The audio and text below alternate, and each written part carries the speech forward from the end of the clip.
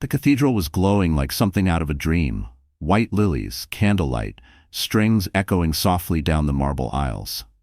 Lila Hart, 6 months pregnant and radiant in a Dior silk gown, sat in the small sacristy beside St. Patrick's Cathedral.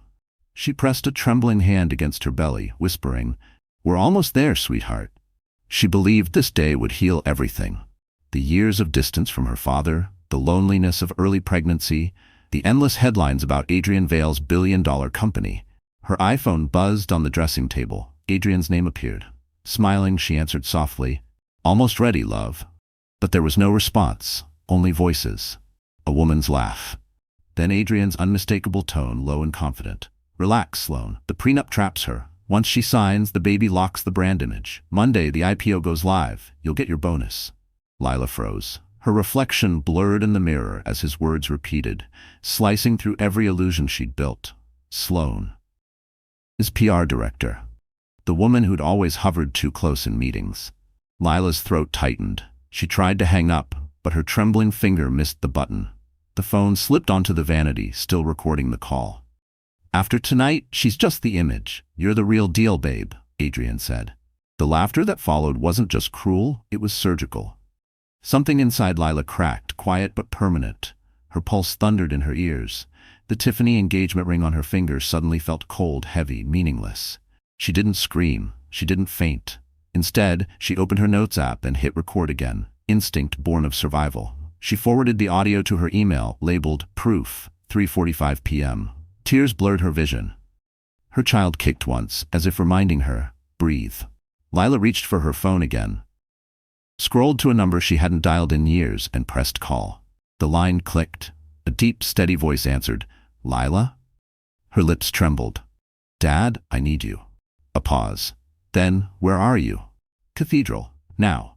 William Hart, the father she'd pushed away after her mother's death, would be the last person she ever expected to see on her wedding day. But as the cathedral bells began to chime, Lila knew she had no one else who could stand against Adrian Vale's empire. Outside, guests arrived in black Mercedes and polished heels, unaware that behind the carved oak doors, the bride was listening to the ruins of her life. She rose slowly, wiped her tears, and whispered to her unborn child, "You're not going to see your mother beg. You're going to see her fight." The organ began to play. Lila squared her shoulders, lifted her veil, and stepped toward the door. Because before the wedding could start, justice was already on its way. Outside St. Patrick's Cathedral, Fifth Avenue shimmered under the late afternoon sun. The air was crisp, and the street buzzed with polished cars pulling up, Mercedes, Bentleys, and a single black S-Class that slipped quietly to the curb.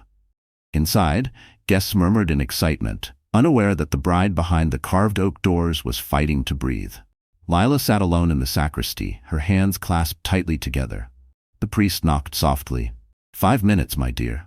She nodded, forcing a smile that broke as soon as the door closed. Her phone buzzed. One message. "On my way." She hadn't heard that voice in years, but she could still feel its steadiness through the words. William Hart. Her father. The man she once swore she'd never forgive for leaving her mother to raise her alone. But right now, he was the only person in the world who might understand the weight of power, contracts, and deceit. Moments later, the cathedral doors opened, and William stepped inside. Silver hair, navy suit perfectly tailored, the quiet authority of a man who never needed to raise his voice. His assistant, Gabriel Chen, followed closely, holding a sleek MacBook Pro and a black leather folder. Lila stood, her veil trembling. "You came." William looked at her, eyes softening for just a second. "You said you needed me. That's enough." She pressed play on her phone, letting him hear Adrian's voice. The betrayal, the arrogance, the transaction. William's expression didn't change much, but his jaw tightened. When the recording ended, he took a slow breath. "I warned you about men who build empires on other people's love," he said quietly. Lila wiped her eyes. "Please don't say I told you so. Not now." He nodded once. "I won't, but I will say this. You're not walking down that aisle as his victim."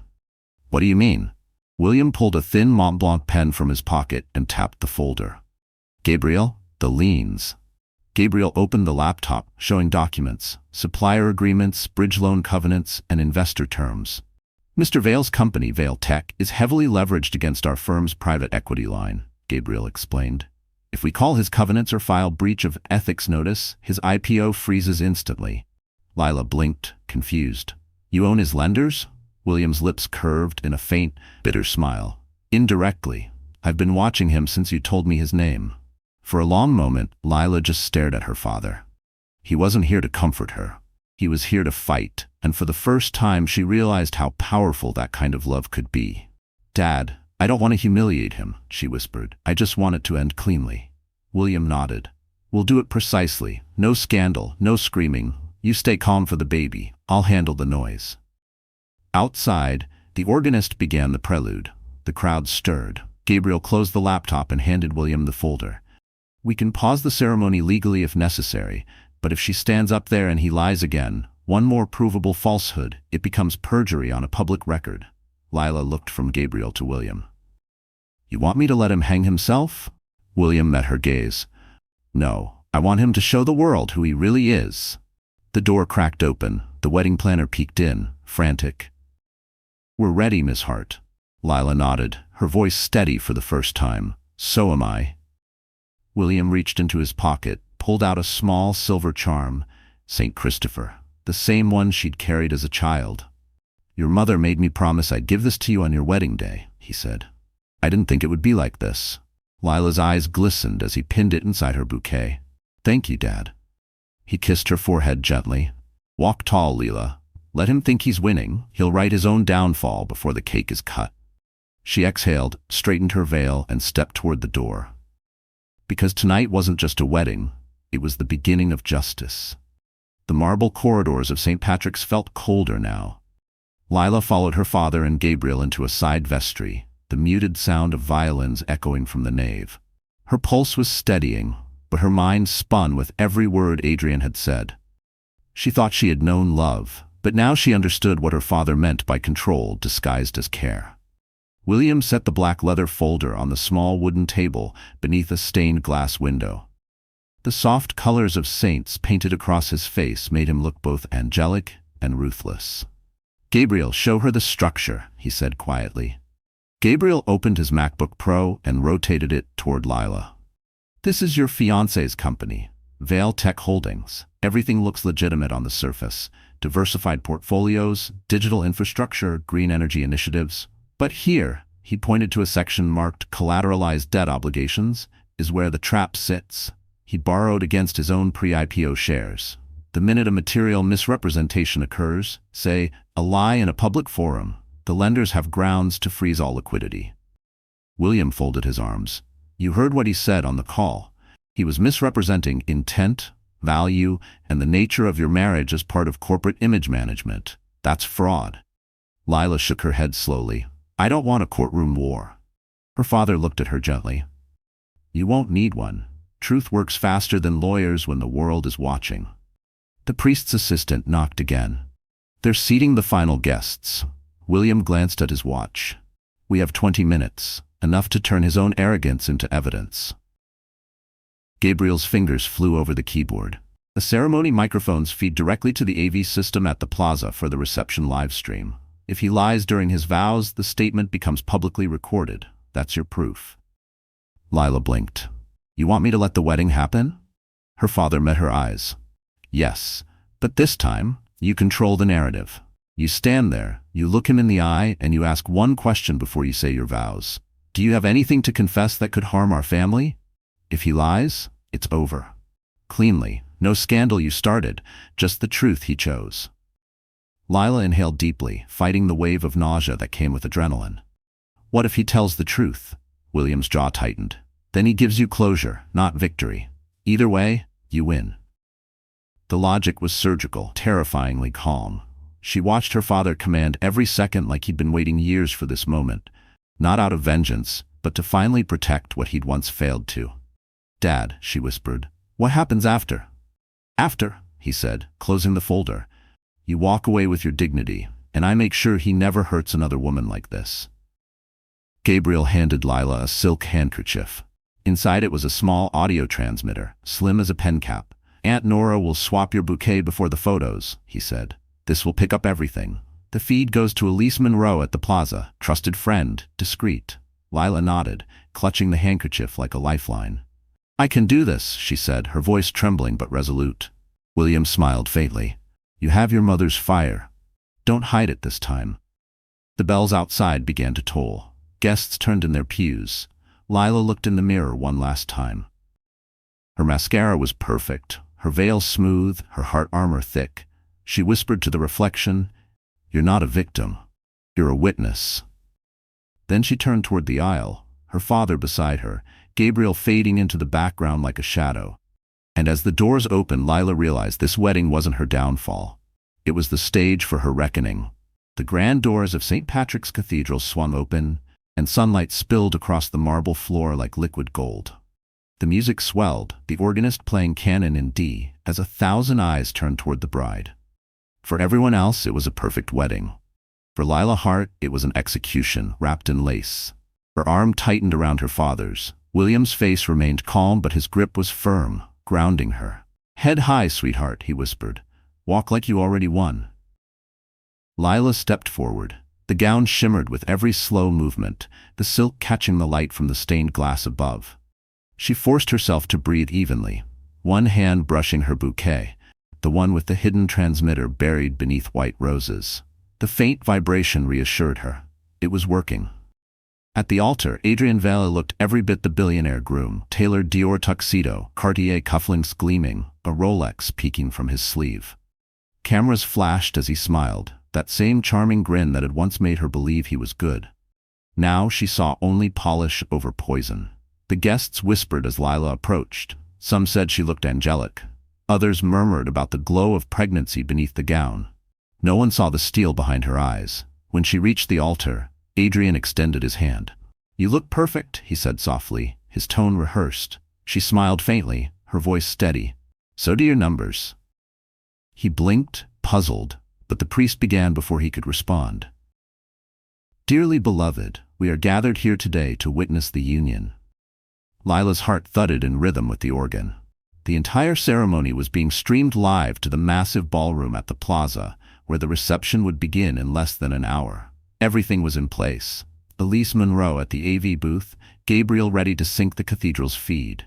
Adrian kept glancing toward the cameras, subtly adjusting his cufflinks. His confidence was infuriating. Every smile, every glance was calculated for optics. As the priest reached the vows, the world seemed to narrow. Lila felt the baby shift gently inside her. Her father's earlier words echoed, "Let him show who he really is." "Adrian Vale," the priest began, "do you take this woman to be your lawfully wedded wife, to have and to hold, in sickness and in health, for richer or poorer, forsaking all others, until death do you part?" Adrian gazed at her, voice smooth, "I do." Applause rippled softly through the pews. The priest turned to her. "And do you, Lila Hart, take this man?" "Wait." The word rang out, quiet but firm. Gasps fluttered through the cathedral. Even the music faltered. Lila met Adrian's eyes, calm and unflinching. "Before I answer, Father, I just want to ask my fiancée one thing." The priest hesitated, unsure. Adrian's jaw twitched. "Lila, what are you doing?" She tilted her head slightly. "Is there anything you need to confess that could harm our family before we make this vow?" The silence was suffocating. You could hear a pin drop. Adrian laughed lightly, trying to regain control. "Sweetheart, this isn't the time for jokes." "Then say it," she pressed softly, "that there's nothing you're hiding." He stared at her, a flash of irritation flickering behind the smile. "Of course not." The priest cleared his throat awkwardly. "Very well, let us continue." But in the back pew, Gabriel marked the timestamp on his iPad and hit record confirm.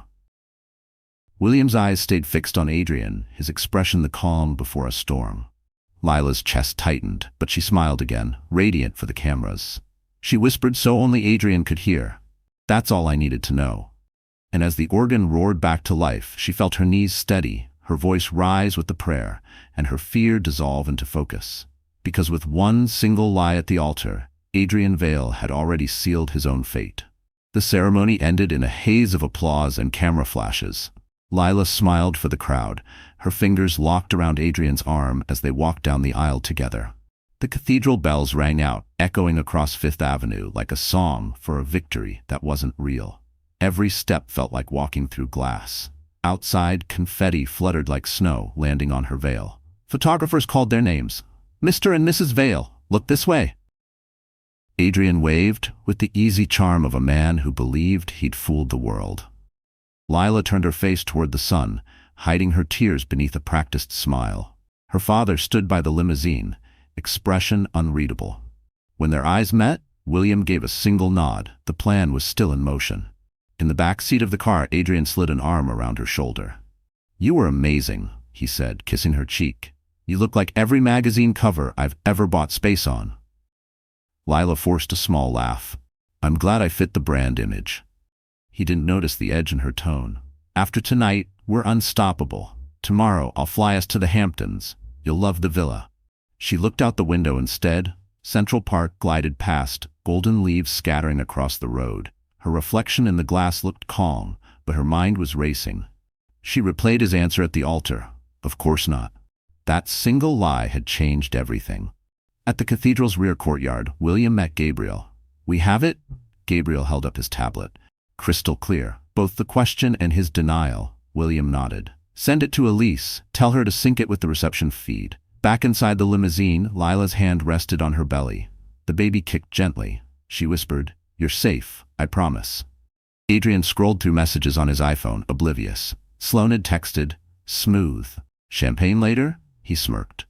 "Investors are already posting congratulations." "That's nice," Leela said softly, voice distant. He glanced at her. "What's wrong?" She looked at him, eyes steady. "Just tired, it's a long day." He leaned back, unconcerned, scrolling again. Leela turned her head away, hiding the silent fury burning behind her calm. When they arrived at the Plaza Hotel, photographers lined the entrance, flashes sparking against the marble steps.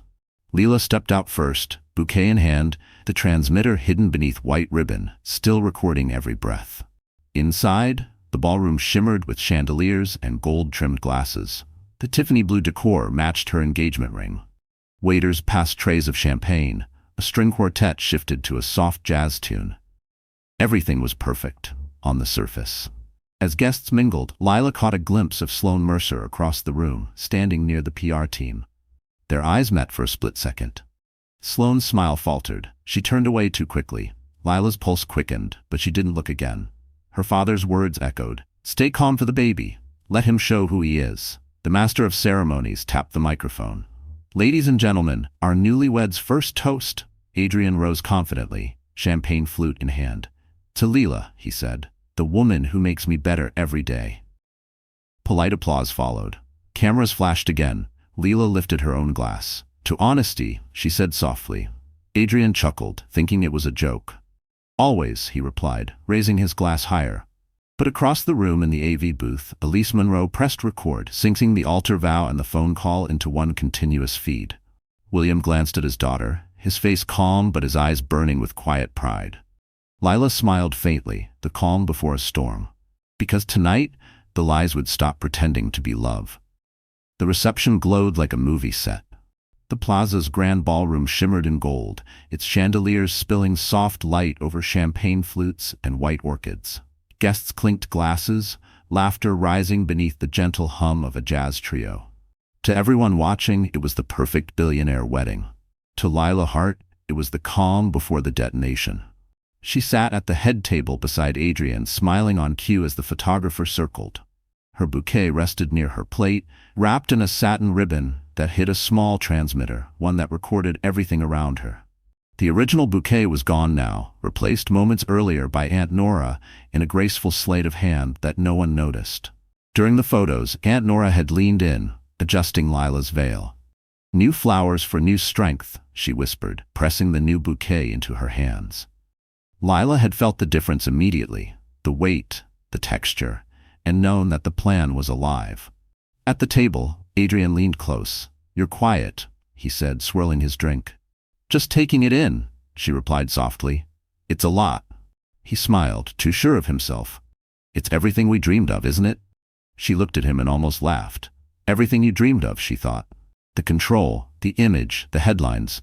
He believed she was his trophy, his perfect accessory to parade before investors. "Excuse me," she said, rising slowly. "I need a minute." Adrian nodded, distracted by the congratulations from a tech investor at the next table. Lila slipped out of the ballroom, her heels silent on the marble floor. Aunt Nora waited near the restrooms, her expression full of worry. "How's your heart, sweetheart?" "Beating," Lila said with a weak smile. "That's something." Nora cupped her cheek. "You look just like your mother tonight, calm even when you're breaking inside." Lila blinked back tears. She'd hate this kind of wedding. "She'd love that you're strong," Nora said. "He doesn't know who he married."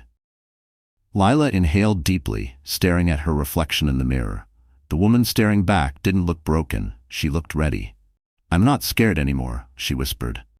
When she returned to the ballroom, William was at a corner table, speaking quietly with Gabriel.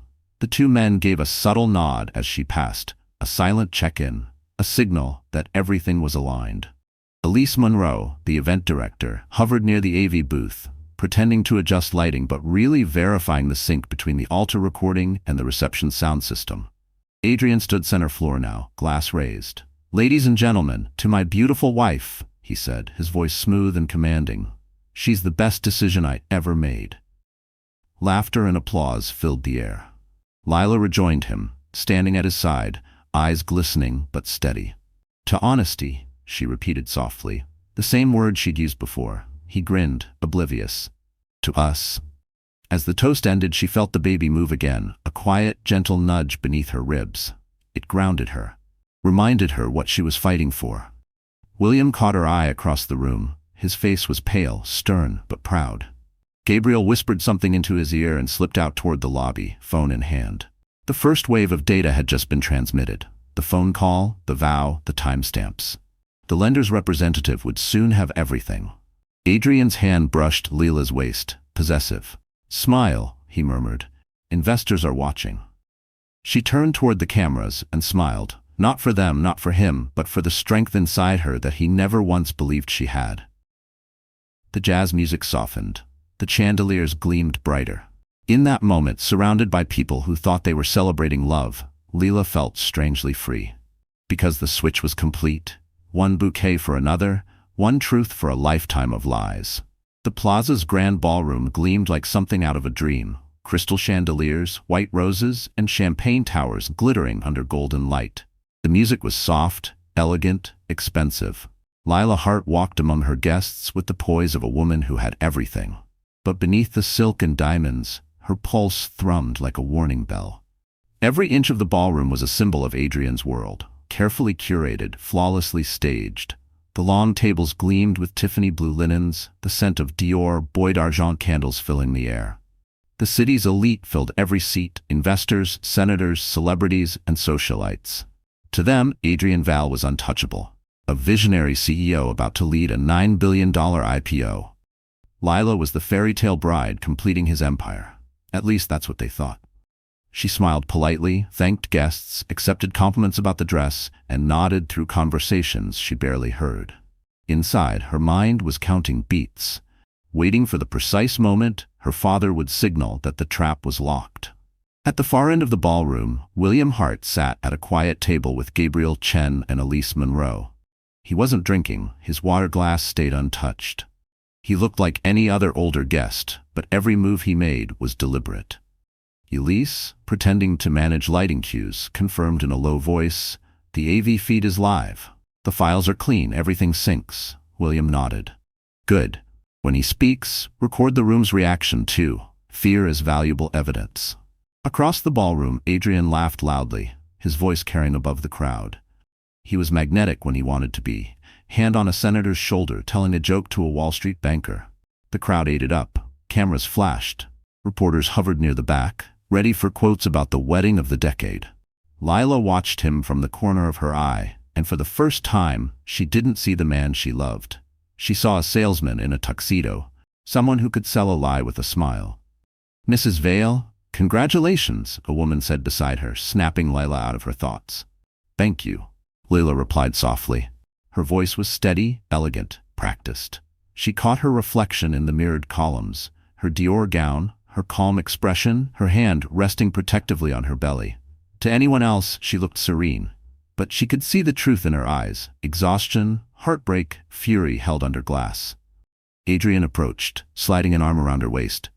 "There you are," he said, tone charming for the cameras. "You disappeared." "Just needed air," she replied. Pregnant women don't handle crowds well. He smiled for the photographers. You're glowing, he said loudly. Everyone says so. Her lips curved faintly. That's the lighting. He laughed, missing the sharpness beneath her calm. William glanced at his watch. He leaned toward Gabriel. They'll toast soon. Be ready. Gabriel typed a quick message to Elise. Cue audio link. Trigger on father's signal. Lila's pulse jumped. She took another sip of water, reminding herself to breathe slowly. Stay calm for the baby. It's almost time. The DJ's voice boomed through the speakers. Ladies and gentlemen, please welcome our newlyweds to the dance floor for their first dance. Applause erupted. Adrian took her hand and led her under the chandeliers. As the music swelled, she followed his steps, her eyes fixed on him. The moment felt like déjà vu. Everything perfect, everything fake. He whispered in her ear, Tomorrow, the world will know my name. She smiled up at him, the smile that used to mean love. Oh, Adrian, she whispered softly, the world already does. He grinned, not hearing the danger beneath her words. From across the ballroom, William watched his daughter spin under the golden lights, her gown flowing like a ghost of innocence. He turned to Elise. When the music stops, he said evenly, start the playback. Because before the night was over, this ballroom of glass would shatter. The music faded as the first dance ended, leaving a hush that shimmered across the ballroom. Lila Hart stepped back, her gown whispering across the marble as Adrian Vale took the microphone. He looked impossibly confident, his Dior tux crisp, his Rolex catching the chandelier's glow. He lifted his glass, that practiced billionaire smile radiating charm. Ladies and gentlemen, he began, voice smooth as silk, tonight isn't just a celebration of love, it's a celebration of partnership, of building something that lasts. Applause rippled. He turned toward Lila with a dazzling grin. To my wife, the woman who makes me better, who keeps me grounded, to family, to future. The crowd cheered, cameras flashed. Somewhere in the back, a journalist from Forbes typed furiously, the perfect quote from the perfect man. But Lila knew better. Every word was a performance, each sentence crafted like a pitch deck. She smiled on cue, raising her flute of champagne. Her hand trembled slightly, but she hit it with poise. Across the ballroom, William Hart leaned forward at his table, the faintest flicker in his eyes. He's grandstanding, he murmured to Gabriel. Good, Gabriel replied quietly, fingers flying over the MacBook keyboard. The AV feed is synced. Elise has the files ready. One push and the world hears everything. William nodded. Not yet. Let him dig the hole himself, Adrian continued, voice brimming with confidence. You know, he said, turning to face his guests, success means nothing without loyalty, without trust. He let the words hang in the air, smug and ironic. And tonight I've never felt more grateful for both. Lila felt her heart twist. The audacity of him, to speak of loyalty while his mistress texted him under the same roof. She saw Sloane Mercer at the PR table, pretending to check her phone, her expression tight. Adrian lifted his glass again. To my wife, he said warmly. To honesty, Lila answered, her voice soft but clear through the mic. The room went quiet for a second, just long enough for her words to land. Then polite laughter. Adrian chuckled, brushing it off. To honesty? He echoed. From the AV booth, Elise glanced at William. He gave the smallest nod. She pressed a single button. The ballroom speakers hummed faintly. Then, faint but unmistakable, Adrian's voice filled the air, recorded from earlier that day. Relax, Sloane. The prenup traps her. Once she signs, the baby locks the brand image. The laughter stopped. Heads turned. The room froze. Adrian's smile faltered. What is that? Gasps spread like wildfire. Lila stood perfectly still, her expression unreadable. The recording continued, every syllable clear. After tonight, she's just the image. You're the real deal, babe. The guests began whispering. Someone dropped a glass. Sloane went pale, clutching her purse. Adrian lunged toward the AV booth. Turn that off. But security, pre-briefed by William, stepped in front of him. William rose calmly from his chair, his presence commanding. A toast to honesty indeed, he said quietly. All eyes turned to him. Adrian's face flushed red. You set me up? Lila finally spoke, her voice calm but trembling at the edges. No, Adrian, you set yourself up. The recording ended, replaced by silence so sharp it hurt. Reporters at the back were already live tweeting, phones raised, flashes blinding. Adrian turned to Lila, desperation in his eyes. You don't understand? I understand enough, she said, her tone quiet, final. You were never marrying me. You were branding me. He reached for her hand, but she stepped back. Don't, she said softly. Not in front of our child. Her father joined her, standing between them, not as the overbearing parent she'd once resented, but as a silent shield. Cameras clicked wildly. The facade was collapsing, the perfect couple, the billion-dollar story. It was all ashes now. William looked at Adrian one last time. You wanted headlines, he said coldly. Now you have them. And as the ballroom erupted into chaos, Lila's heart finally stopped breaking. It started healing. The ballroom was no longer a celebration. It was a storm of gasps, flashing cameras, and whispers cutting through the air like glass. Adrian Vale stood frozen near the microphone, face drained of its confident glow. The crowd that had adored him minutes ago now stared with wide-eyed disbelief. Reporters whispered into their phones. His investors, once smiling in admiration, began checking their messages with grim expressions. Lila Hart didn't move. She stood still beneath the chandeliers, her veil catching the light, her fingers resting protectively on her belly. The Tiffany blue decor, the music, the champagne, all of it had become background noise. Her entire world was a pulse of silence and resolve. Across the room, William Hart motioned to Gabriel Chen. Now, he said quietly. Gabriel opened his leather portfolio and pulled out a sealed white envelope. A hotel courier, dressed in the plaza's livery, took it without a word and walked calmly through the chaos toward Table 7, where the lead representative from Apex Capital, Valetech's primary lender, sat with his wife. The courier bowed slightly. Delivery for Mr. Lang.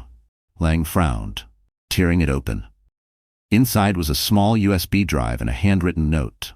You may wish to hear this before Monday. He excused himself immediately, stepping out of the ballroom to a smaller side salon. His assistant followed, laptop already in hand. They plugged in the drive. The recording played. Adrian's phone call with Sloane, the vows at the altar, and finally the audio from the toast. Lang's expression hardened with each passing second. Get compliance on the line, he ordered his assistant. Now. Back in the ballroom, Adrian was unraveling. This is fake, he shouted. She edited it. It's AI. Lila didn't respond. Her calm only fueled his panic. You set me up, Lila. You and your father. This is blackmail. William approached slowly, posture steady, voice low. No, Adrian, this is truth. You just forgot the world records everything now. Sloane, pale as marble, began edging toward the exit, but a board member intercepted her.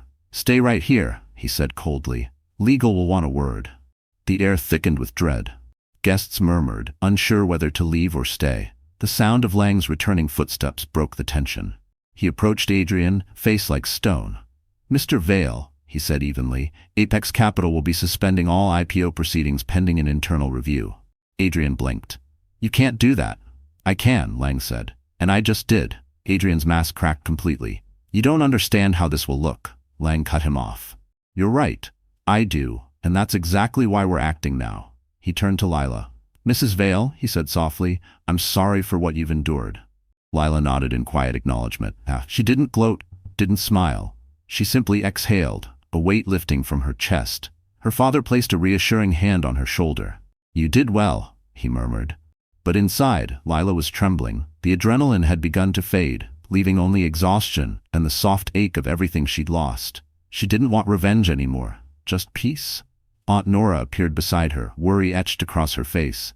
You need to rest, darling. Come with me. Lila nodded faintly. Just a minute more. Adrian stood alone now, surrounded by silence. The crowd had turned against him, eyes filled with judgment where once there'd been admiration. Even Sloane refused to meet his gaze. He reached for Lila, desperate. Lila, please, we can fix this. She looked at him one last time, tears brimming. You can't fix what you never valued. Security escorted him toward a private corridor, cameras flashing like lightning. Lila's knees weakened, but Aunt Nora caught her just in time. It's over, she whispered. Lila's voice cracked softly. No, Aunt Nora. It's just beginning. Because truth had finally spoken. And tomorrow, the world would listen. The ballroom was still humming with whispers and chaos when the first security guards appeared near the velvet curtains. The guests had scattered into tight groups, muttering about lawsuits and stock crashes. Glasses clinked nervously. Someone was crying near the bar. The fairy tale reception had turned into a public reckoning.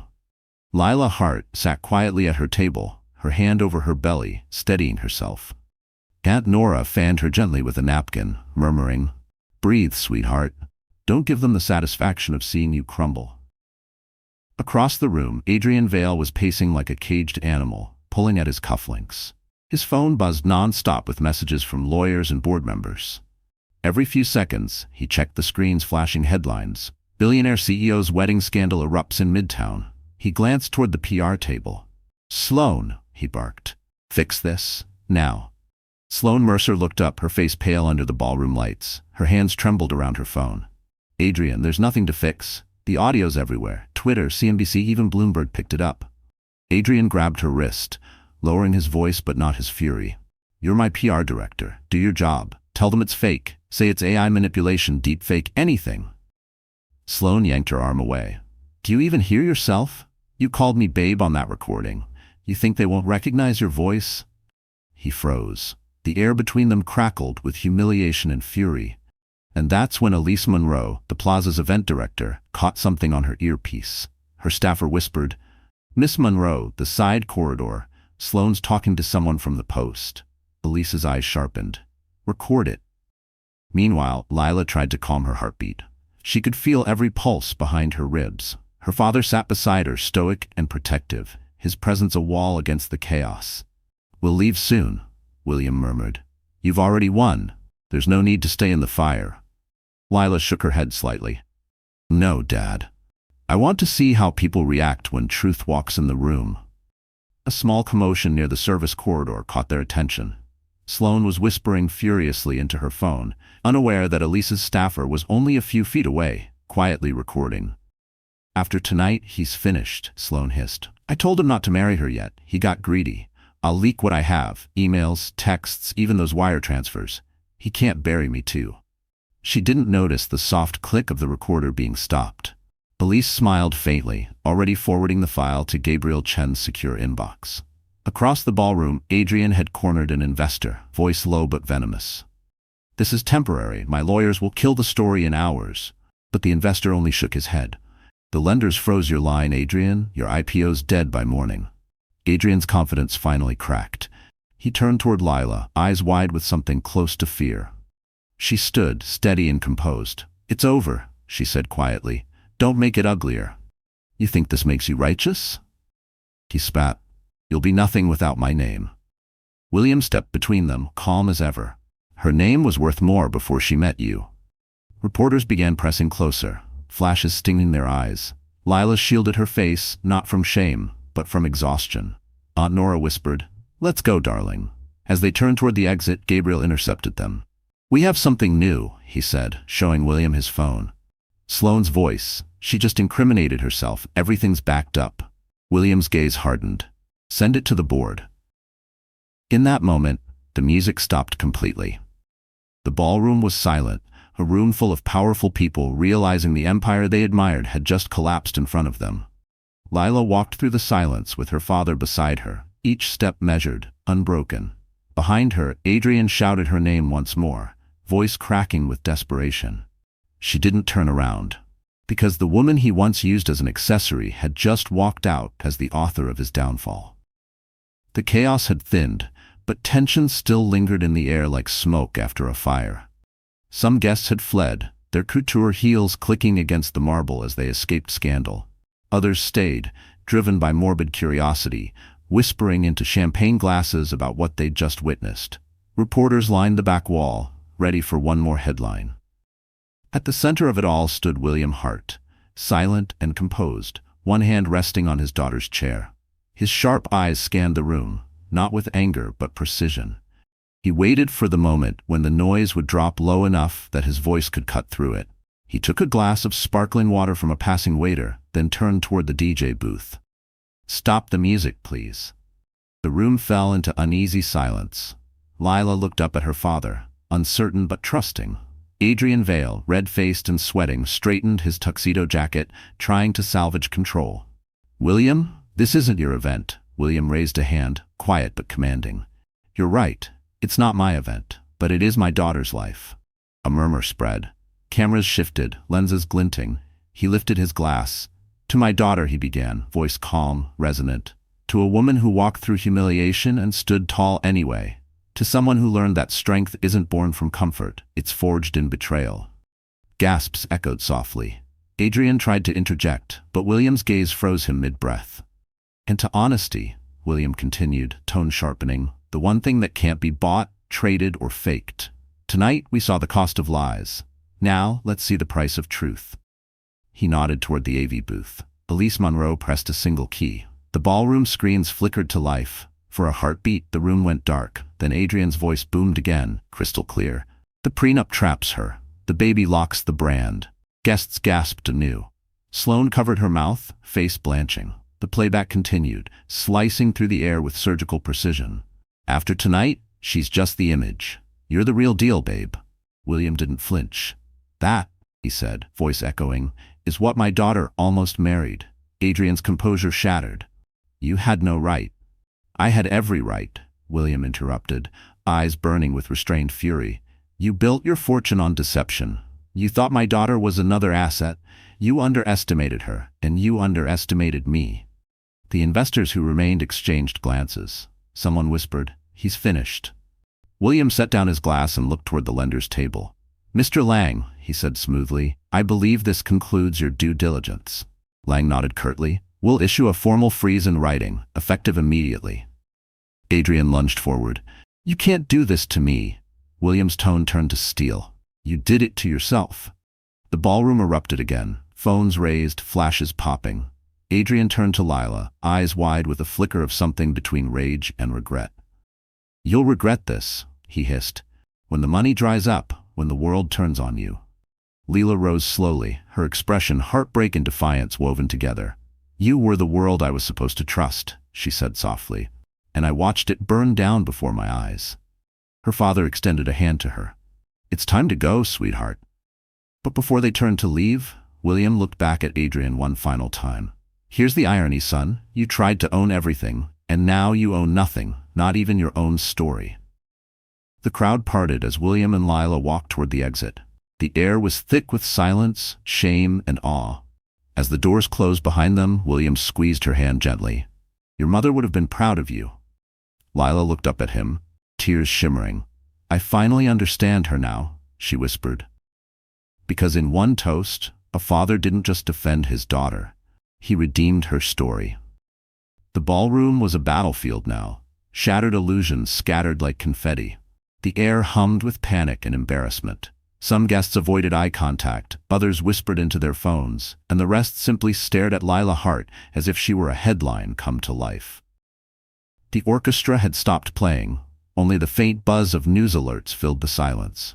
Adrian Vale stood in the center, his face pale and eyes wild, looking nothing like the man who'd charmed the world hours earlier. "Turn that off," he roared, pointing toward the AV booth. "Shut it down, or I'll sue this entire hotel." Security, already briefed by Elise Monroe, moved in calm and silent, blocking his path. He was powerful, but not here, not anymore. Lila sat down, her hands trembling slightly as she reached for a glass of water. Aunt Nora rushed to her side, her voice trembling. "Breathe, honey." Slow, deep breaths. Her father, William Hart, crouched beside her, eyes soft with concern. "Are you all right?" "I'm fine," she whispered, though her pulse raced. "The baby's fine, just tired." He nodded, pulling out his phone. "Good, because now we finish this properly." He signaled to Gabriel Chen, who was already drafting emails at a nearby table. "Serve him." Gabriel rose, crisp and calm in his tailored suit. He approached Adrian, who was now surrounded by reporters, his charm slipping further with every camera flash. "Mr. Vale," Gabriel said evenly, handing him a sleek envelope, "you are hereby notified to preserve all digital communications and devices. Consider this an official spoliation notice. Any deletion of data from this moment will constitute obstruction." Adrian blinked in disbelief. "You can't be serious." William's voice carried clearly through the room. "Oh, we're very serious. You may still have lawyers, but you no longer have leverage." The crowd began murmuring louder now. Investors exchanged worried looks. A few discreetly slipped out the side doors, already drafting damage control statements. Lila's breathing steadied. She looked up at Adrian. This meant she once loved so deeply, now unraveling in front of the very people he'd spent his life trying to impress. "You said we were a team," she said softly. "But I was never on the roster, was I?" He turned toward her, face red with shame and anger. You think you're better than me? You wouldn't have had a spotlight without me. Lila's voice stayed calm, her words cutting sharper than anger ever could. You're right. I wouldn't have had this spotlight, but I never needed it. You did. The silence that followed was devastating. William motioned for Gabriel to escort her away, but Lila shook her head. Not yet. Adrian tried to reach her, but a guard gently stepped between them. His voice cracked. Lila, please. I made mistakes, but I can fix this. You can't fix what you built on lies, she said, standing now, her posture unshaken. You don't need to worry about me or this baby. We'll be fine. But you should start worrying about what's left of your empire. Her words hung heavy in the air, echoing louder than the recording had. William finally spoke again, his tone quiet but final. We're done performing, Adrian. The show's over. He turned to Lila. Let's go home. Elise Monroe stepped forward, offering a side exit.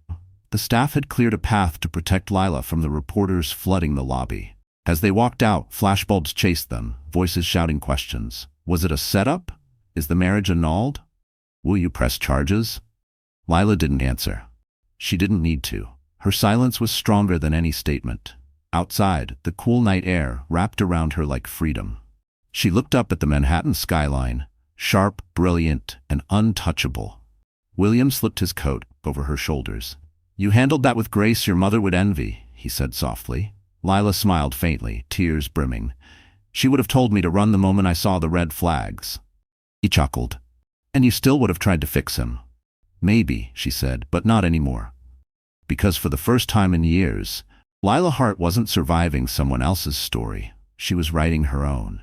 The noise of the ballroom faded behind them as the heavy door closed. The air inside the plaza's private salon was still, almost sacred compared to the chaos outside. A chandelier glowed softly above a mahogany table, and the faint scent of roses lingered in the air. Lila Hart sank onto the velvet sofa, hands trembling slightly.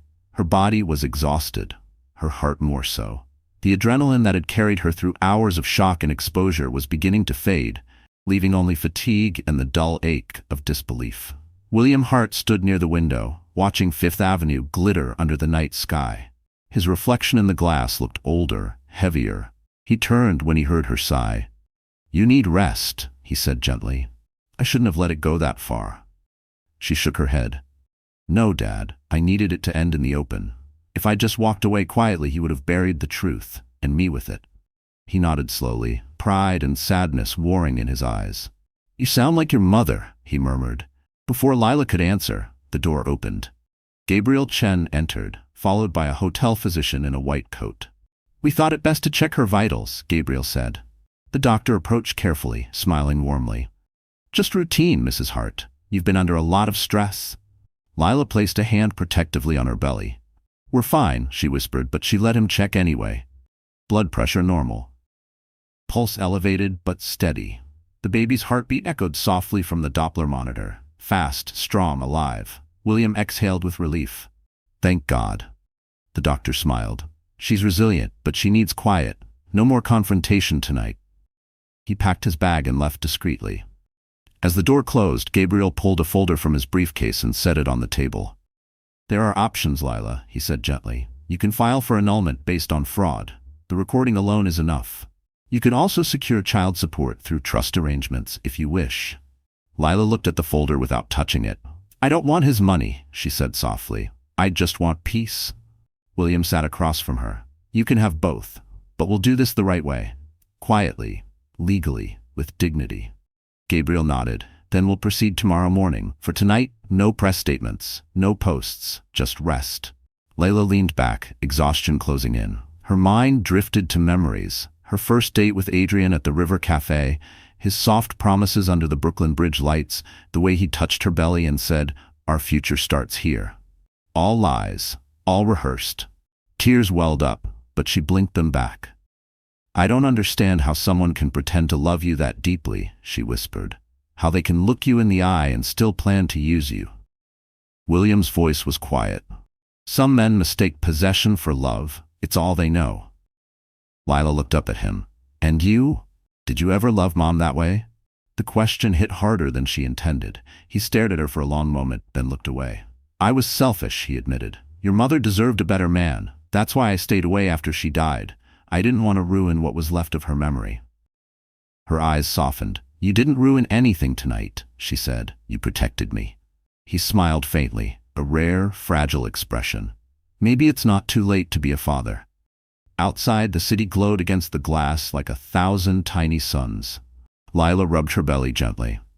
Maybe it's not too late for any of us, she said. For the first time that night, she felt something pure. Peace. Not the kind that came from victory, but from survival. From knowing that tomorrow, when the world asked for her version of the story, she wouldn't speak from pain anymore. She'd speak from power. Because in that quiet, private room, Lila Hart didn't just escape betrayal. She reclaimed her future. While calm settled inside the private suite, chaos still reigned in the ballroom below. The press had gathered in the hotel lobby, their camera flashes strobing across the marble walls like lightning. Reporters barked questions at anyone emerging from the reception. Board members, guests, even waiters. The world had smelled blood, and the name Adrian Vale was already trending across every news platform. Upstairs, Lila Hart sat on the velvet couch, her hands folded over her belly.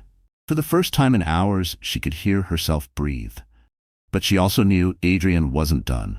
Men like him never surrendered quietly. Downstairs, Adrian stood in the center of the empty ballroom, tie loosened, champagne spilled across his shirt front. His PR team huddled around him like nervous soldiers. We have to move fast, he snapped. We push a counterstory before the markets open. Sloane Mercer, pale and trembling, stared at her phone. You're already on CNBC, Adrian. They played the whole recording. You're finished. He rounded on her, eyes blazing. No one is finished until I say they are. Sloane flinched. We can't fake our way through this anymore. The lenders froze the IPO. The board wants your resignation. Adrian's jaw tightened. Then I'll give them a show they'll never forget. He strode toward the PR table and grabbed a glass of untouched champagne. We release a statement saying the audio is a deep fake, that the woman I was speaking to was an imposter hired to manipulate the market. You'll draft it. Sloane's lip quivered. Adrian, that's perjury. There are timestamps, digital traces. Then erase them, he barked. You're supposed to protect me, Sloane. Or have you forgotten who made you?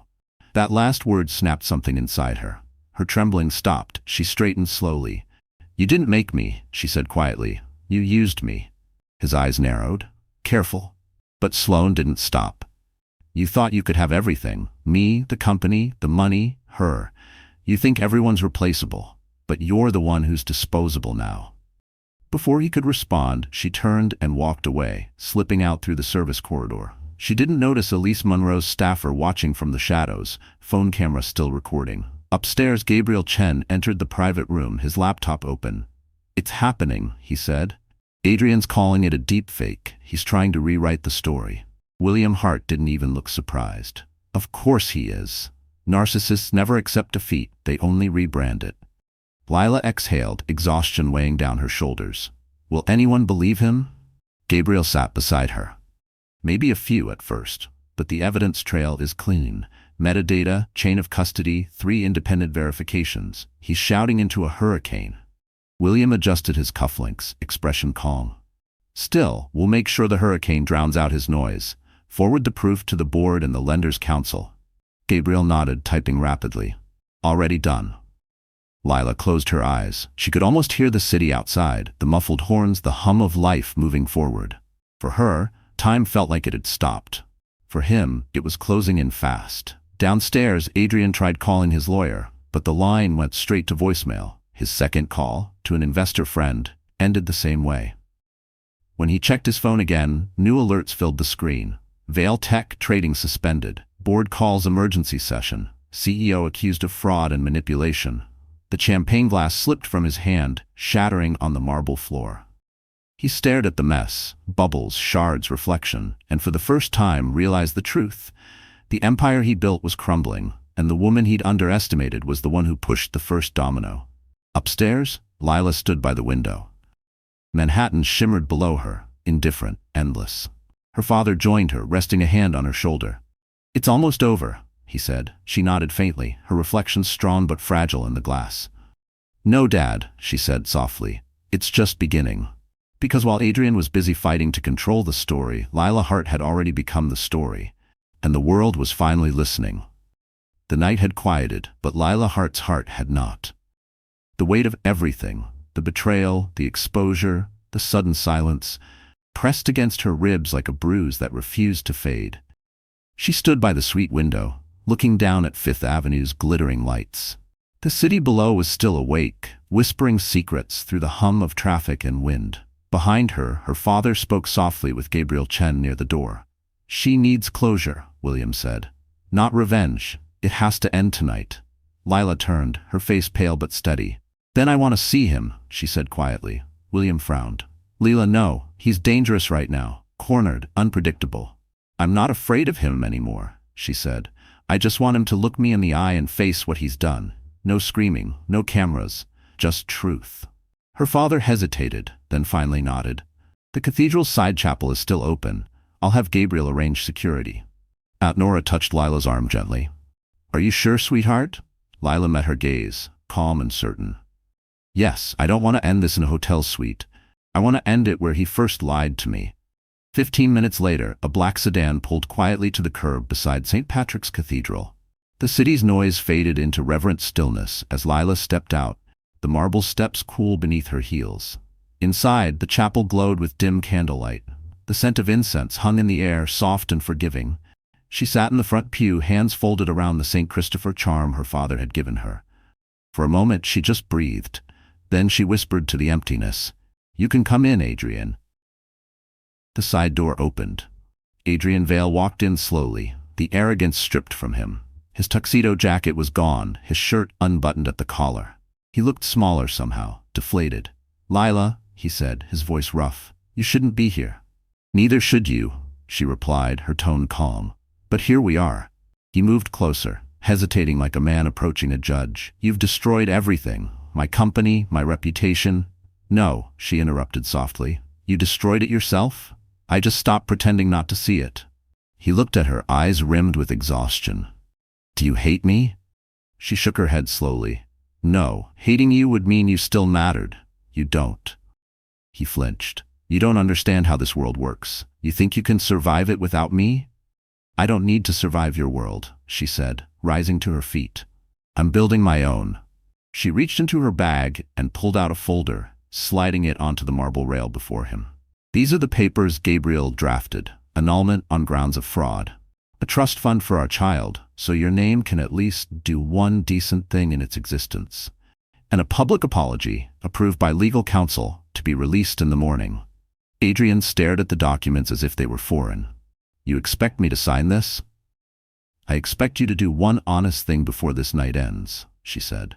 "Sign it, and you walk away with a shred of dignity. Refuse, and every proof I have goes public again. Every email, every call, every secret."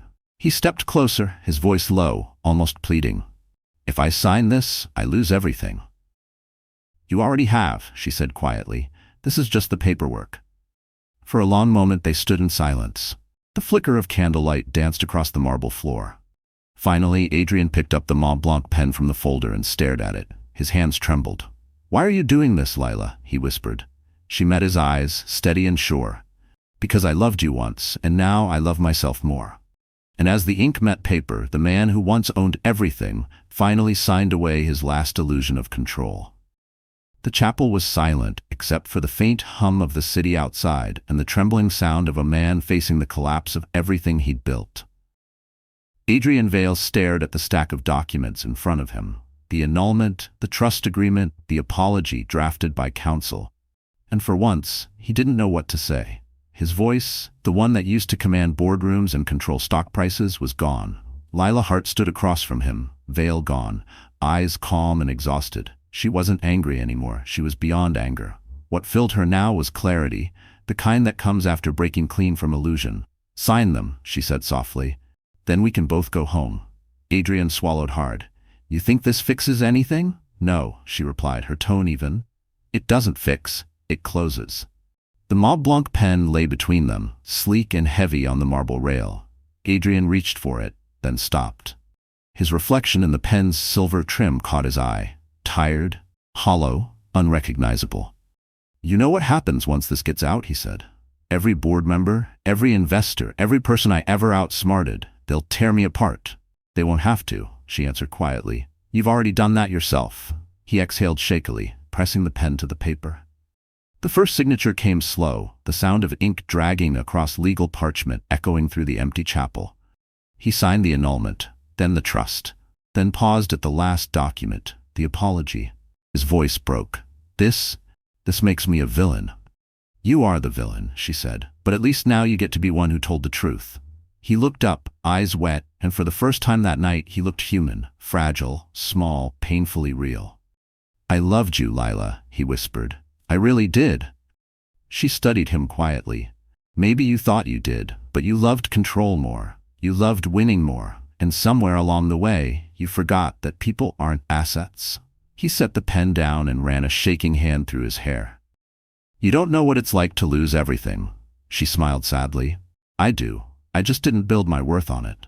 For a long moment, they both stood still. Candlelight flickered on the marble floor. The baby shifted inside her, a gentle reminder that life was still moving forward, past this, beyond this. Finally, Adrian picked up the pen again. His voice was low, resigned. If I sign this last one, Sloane's gone. The board's gone. The empire's gone. Lila nodded. Then maybe you can start being someone real again. He looked at her for a final time, searching for mercy that wasn't there. Then he signed. The faint scratch of ink sealed his fate. When it was done, he pushed the papers toward her and let the pen roll away. Are you happy now? He asked bitterly. Lila gathered the papers, slipping them neatly into the folder. Not happy, she said. Just free. He laughed softly, a broken, hollow sound. You're stronger than I thought. No, she said gently. You're just weaker than you pretended to be. She turned to leave. Her heels clicked softly against the marble floor, echoing like a heartbeat through the quiet church. Before she reached the door, she stopped and looked back. I'll make sure the trust is filed first thing tomorrow, she said. At least one good thing will come from your name. He didn't answer. He was staring at the pen, the same Mont Blanc he'd signed 100 contracts with. It looked heavier now, poisonous in his hand. As she stepped into the cool night air, Lila tilted her face toward the city lights. The wind brushed her hair, carrying the scent of rain and freedom. Her father's car waited by the curb, engine running softly. William opened the door without a word. She slid inside, clutching the folder against her chest. It's done, she said quietly. William nodded, pride and sorrow mingling in his eyes. Then it's time to start over. Because in that chapel, under flickering light and fading vows, Lila Hart didn't just end a marriage, she ended an empire built on lies. Morning light crept across Manhattan like a soft confession. The city was already awake, but the plaza's penthouse suite, reserved for the newlyweds, sat in silence. The champagne glasses were still half full. A bouquet of wilted roses lay abandoned on the table. What had once been the stage for a billionaire's triumph was now the ruins of his empire. Downstairs, in the gilded press lounge, journalists packed shoulder to shoulder, phones in hand, waiting. Adrian Vale had requested a statement. His lawyers had begged him not to do it. His board had demanded he step down quietly. But pride, his oldest addiction, wouldn't let him hide. At precisely 10 a.m., the doors opened. Adrian walked in alone, wearing a dark gray suit that hung looser than it had the day before. His eyes were ringed with fatigue, his charm gone. The murmurs swelled, cameras flashing as he stepped behind the podium. He took a deep breath, gripping the edge as if the wood might hold him together. Good morning, he began, his voice rough. Yesterday should have been the happiest day of my life. Instead, it became a lesson I'll carry forever. The room fell still. He paused, glancing toward the back, where William Hart stood silently beside Gabriel Chen. They were not there for revenge. They were there to ensure truth didn't get rewritten. Adrian continued, voice steadier now. There's no excuse for what I did. I deceived someone who trusted me. I let ambition replace integrity. I hurt the woman who believed in me more than anyone ever did. I wish I could undo it, but all I can do is own it. Gasps rippled through the crowd. Even the most skeptical reporters leaned forward.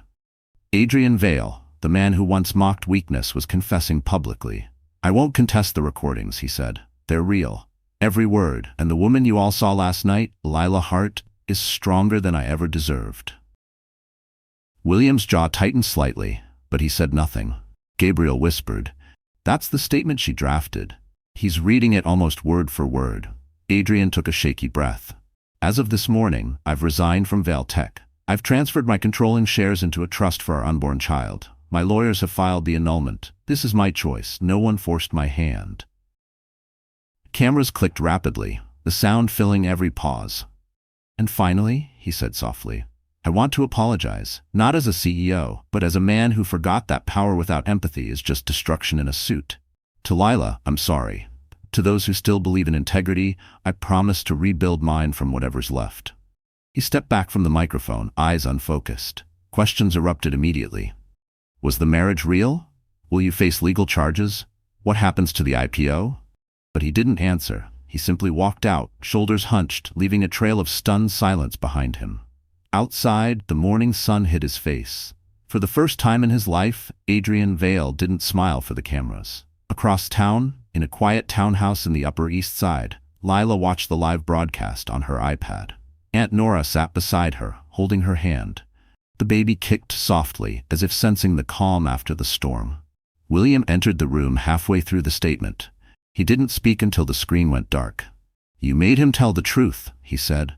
"That's something no one else ever managed." Lila nodded slowly, tears welling. "He needed to say it," she whispered. "But I didn't need to hear it. Not anymore." She turned off the device and looked toward the window, where sunlight streamed through gauzy curtains. The city outside was still loud, relentless. But it no longer frightened her. William smiled faintly. "What will you do now?" Lila placed her hand over her belly and exhaled. "Live quietly, build something honest." Because in a world built on performance, her silence was louder than his apology and far more powerful. That night, New York seemed softer. The chaos had drifted away, replaced by a stillness that only came after something big had broken.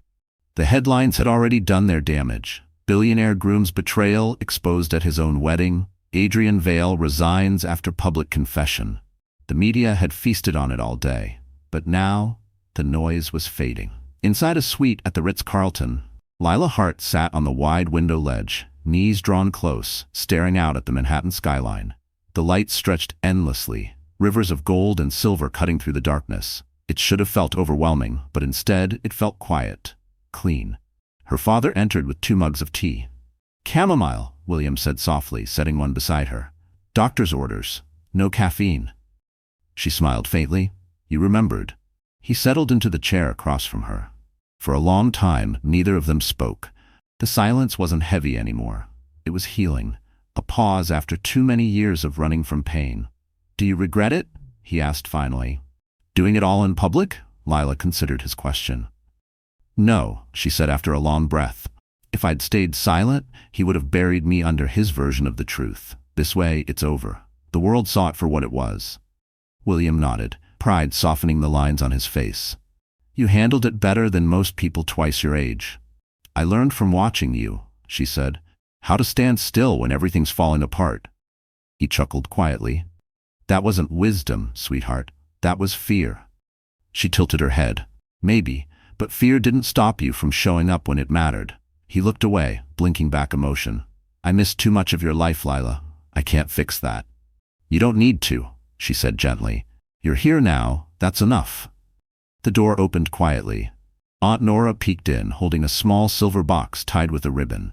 "You two awake?" William smiled. "Barely." Nora crossed the room and handed the box to Lila. "I kept this for years. Your mother gave it to me before she passed. She said to give it to you when you needed to remember who you are." Lila untied the ribbon, her fingers trembling slightly. Inside was a tiny Tiffany rattle, polished silver, engraved with the initials LH. Her breath caught.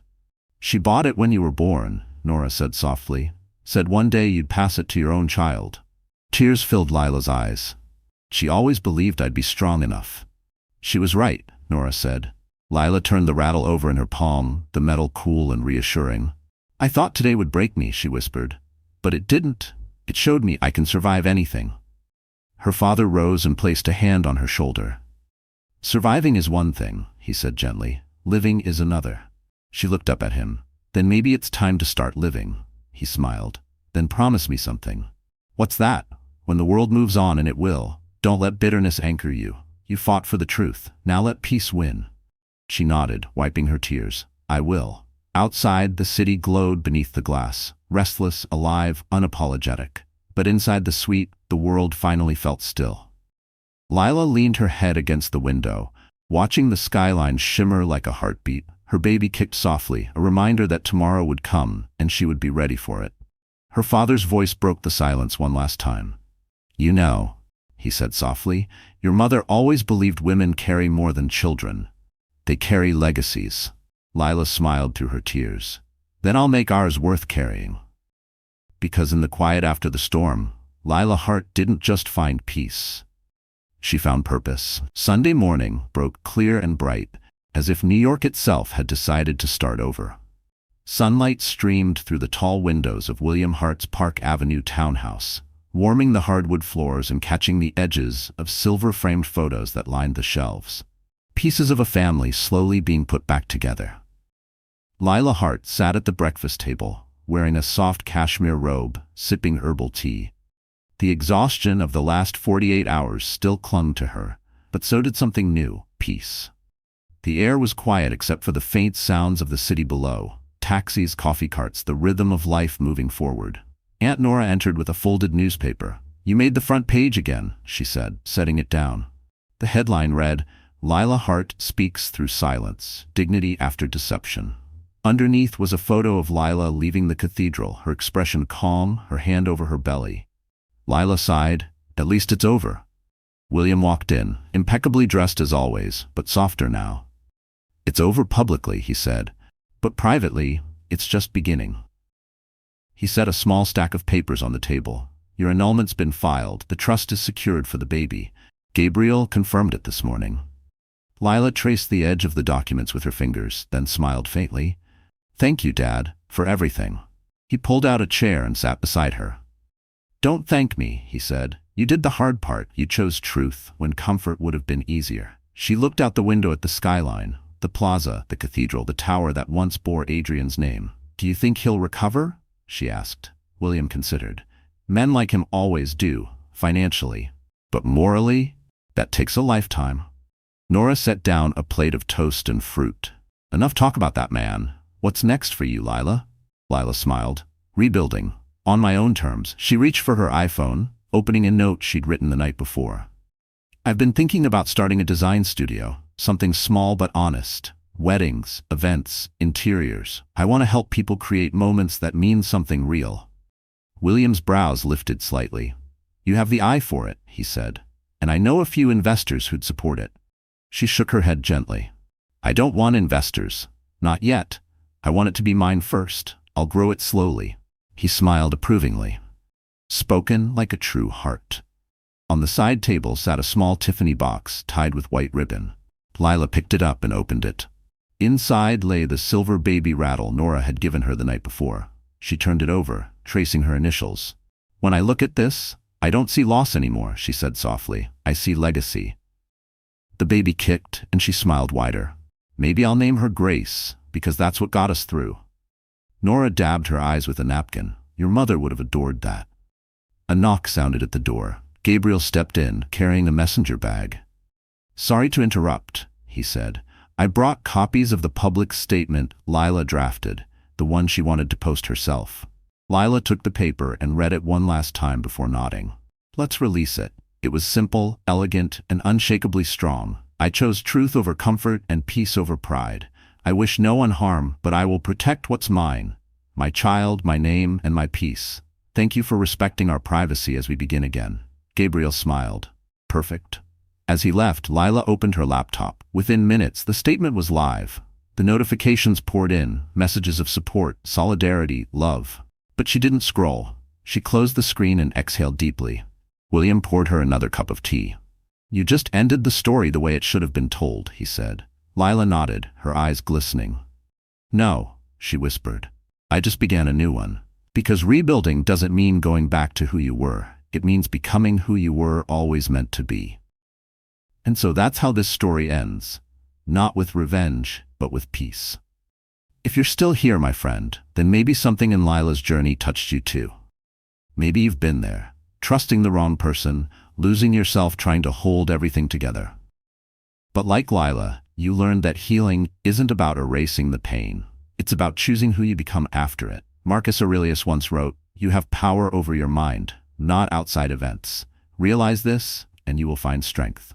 That's what this story is really about, the quiet power of dignity, self-respect, and beginning again. So if you've ever been broken, misunderstood, or underestimated, remember, you don't need to scream your worth. Just live it. Rebuild slowly. Love yourself fiercely. Because peace is the loudest revenge. And now, before you go, if this story moved you even a little, please like this video, share it with someone who needs hope tonight, and subscribe to our channel. Let's keep growing together. One story, one healing, one heart at a time. Because you and I, we're not just watching stories here. We're learning how to write our own.